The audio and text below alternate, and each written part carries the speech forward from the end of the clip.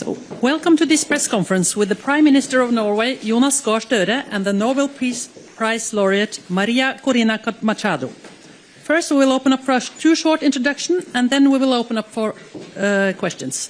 So please, Prime Minister. Well, first I'd like to express a very warm welcome on behalf of the government of Norway, and may I say on behalf of all Norwegians, to this year's Nobel Peace Prize Laureate, Maria Corina Machado. To see you safe and sound at last. We waited for you, and I told you today that that Nobel ceremony was not without you. You had a tremendous presence in that hall, not only the picture, but also the voice of your daughter with reading your message. And the dinner at the hotel yesterday, where we all kind of were counting down to see you arriving in Oslo, was an emotional moment, and I think it brought your message, your story, and your struggle for democracy very close to the Norwegian public. And that was a strong moment, but all the better to see you here, standing today. You are heartily welcome. The Nobel Committee makes its choice on every year's prize, based on interpreting the will of Alfred Nobel. And I think this year's prize has a special significance by the very strong emphasis of the link between a democracy that works as a democracy and the way to freedom and peace. Not only between nations, but in nations. So in Venezuela, we have a situation where authoritarian regime is waging war on its people, with millions of refugees and injustice. And there cannot be peace until democracy and elections are respected. So that is the message that we are receiving of great importance for Venezuela, but also a message that has universal bearing. And this is all about fighting for fundamental human rights at a time when democracy is under threat. There are so many countries where this is relevant today. Unfortunately, there are fewer democracies, more authoritarian regimes. That is the trend. So I would like simply to salute you, Madam Laureate, for your struggle. It has cost you a lot.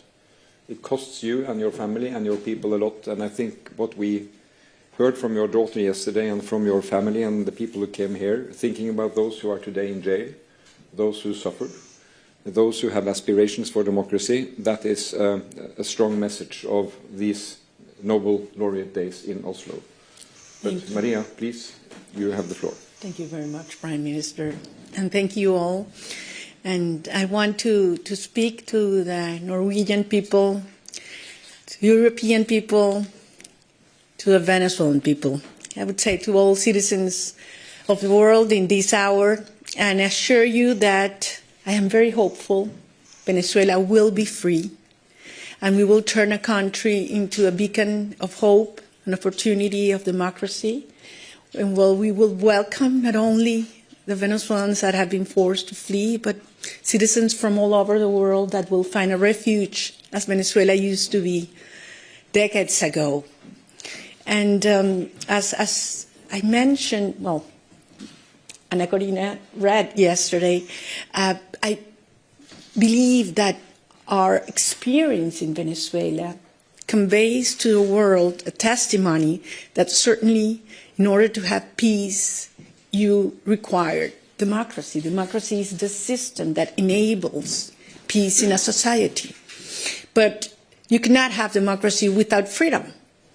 And freedom is an individual decision, a rational decision. And it's the sum of these individual conscious decisions that bring that collective ethos that creates the force, the strength, and the courage to fight for freedom, to defend it when you got it. And that courage comes from the things that truly matter in your life, the things that you love. And when you feel that those things are most in danger, then the courage increases. That's why I am convinced that peace ultimately is an act of love. And that's what brought me here. The love of millions of Venezuelans for our country, for freedom, and for our children. And I believe there's no other generation in the history of Venezuela that loves more freedom, our family, and our soul, our territory, the possibility of actually being in your homeland, in moving freely in your homeland, because we have lost that. And as I mentioned to you, the force that brought this country, our nation together, was this longing that we want our children back home. And we will not stop until they do that. And we give them a country in which they can live with dignity, with justice, and the responsibility that comes with freedom. So we have great admiration for Norway's institutions and democracy. We shared benefits that nature has given us, and we admire the way this society has used them on behalf of your people. Quite the contrary of what has happened in Venezuela. So we have to learn, and we have used Norway as an example several times during these decades. And believe me, we will turn Venezuela into that energy, technological, and democracy hub of the Americas. And we count on you.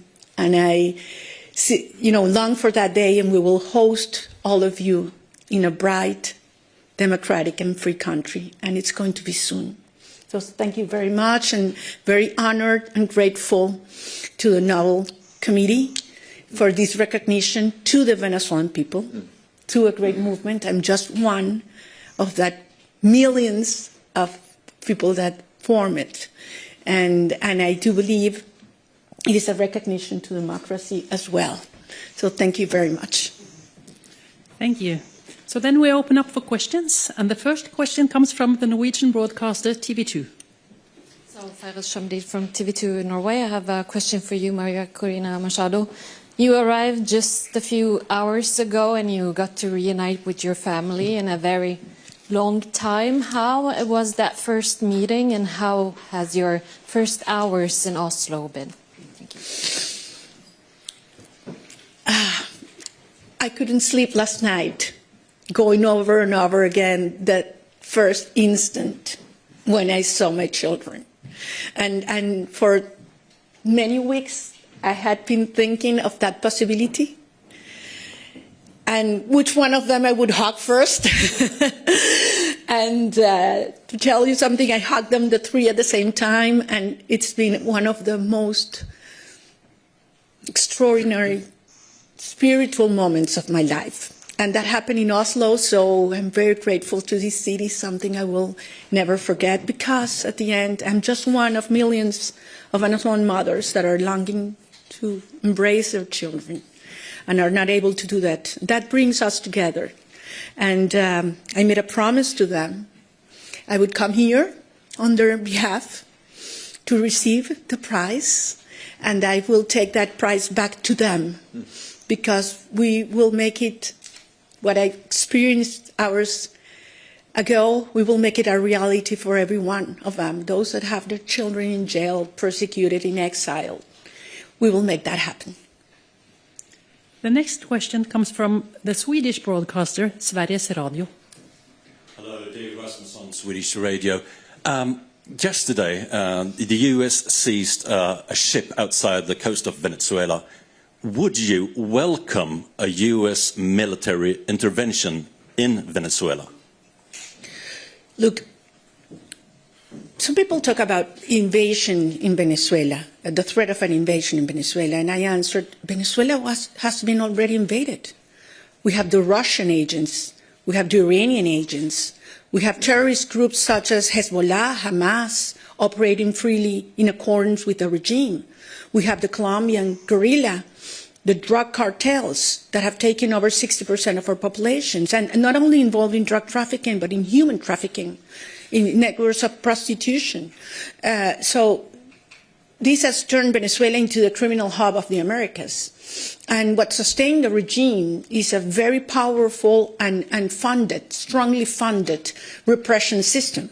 Where does that funds come from? Well, from drug trafficking, from the black market of oil, from arms trafficking, for human trafficking. We need to cut those flows. And once it happens and repression is weakened, it's over, because that's the only thing the regime has left, violence and terror.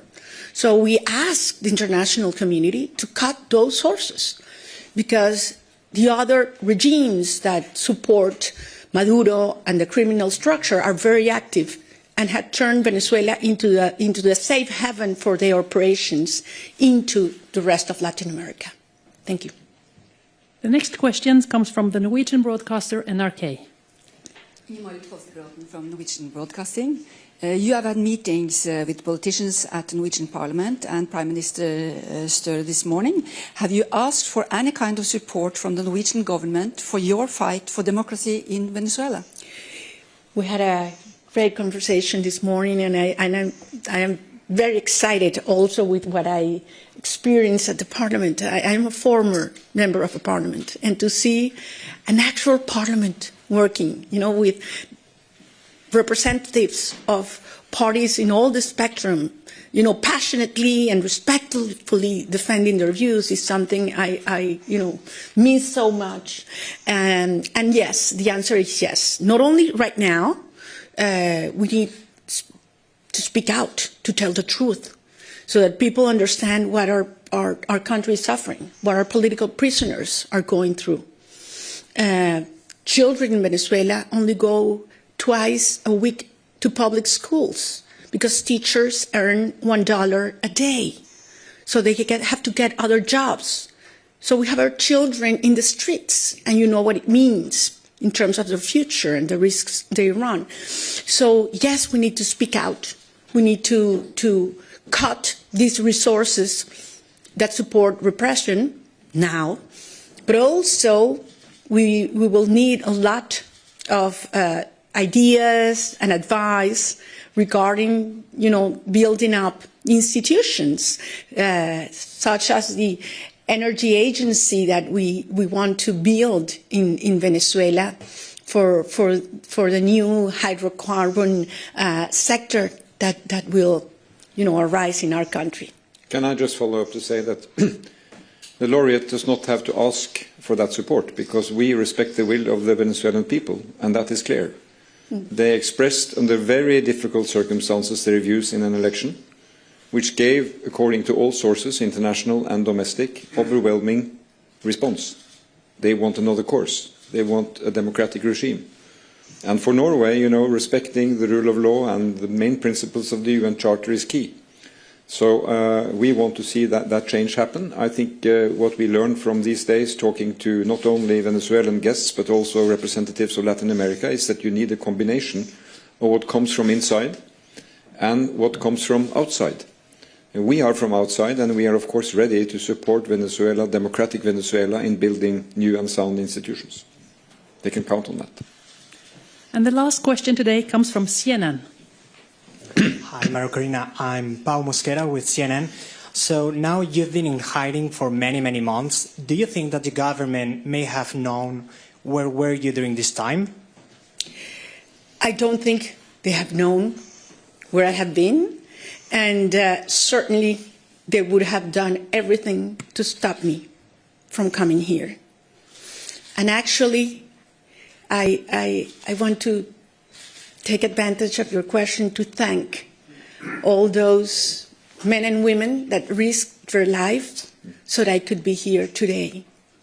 One day I will be able to tell you, because certainly I don't want to put them in risk right now. It was quite an experience, but I think it's worthwhile being here with you, telling the world what's happening in Venezuela, what it means to you as Norwegians and as Europeans, or from all the places where you come from, why Venezuela matters for the world. I mean, when you fight for freedom, you're fighting for humanity. And when we win, because we will, this will be an extraordinary example for those countries that today do not have freedom and that people are telling them what we used to hear, that it was impossible to achieve it. And we decided to fight until the end, and Venezuela will be free. And of course, it's worthwhile. And when I go back, the regime will, well, there are two possibilities, certainly where the regime will be, but if it's still in power, certainly I will be with my people and they will not know where I am. We have ways to do that and take care of us. Sorry. Well, so this is the end of this press conference. So I think we're going to have another conference right now, and I'm going to speak in Spanish if I want to respect the decisions of the Prime Minister. Great. Thank you so much for coming. Thank you very much.